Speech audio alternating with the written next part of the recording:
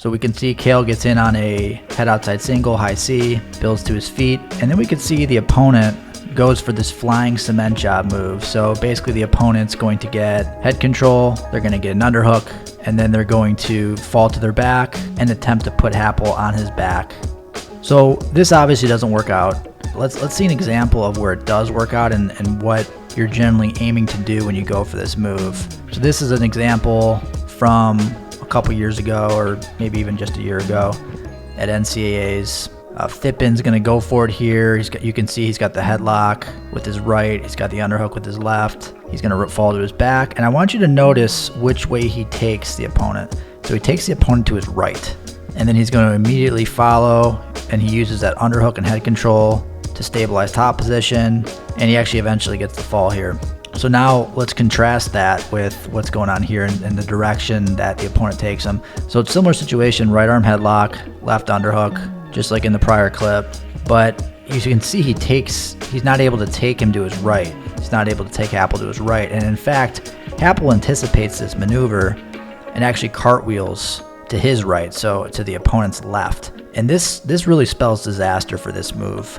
This is the best way to counter this move. And if you can successfully time that cartwheel and anticipate the move, what happens is that the defending opponent's head control, the right arm, becomes a major liability.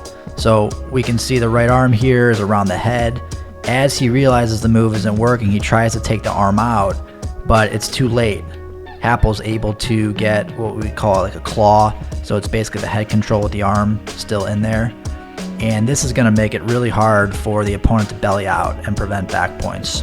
And so we can see, again, the cartwheel. Happel catches the head with the arm. He also starts working some kind of a Turk there, so like a leg split, grapevine. And you can even see his left arm is pretty deep around the waist, and that just further immobilizes the opponent, makes it hard for them to use their hips, and he's going to get the fall. So that was a cool counter. Let's see a few other examples of that from prior years.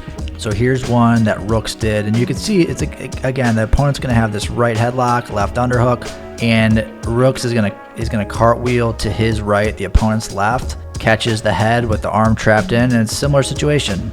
So he's not going to get the pin, but he gets the near fall. So it looks like he gets a 2 count there.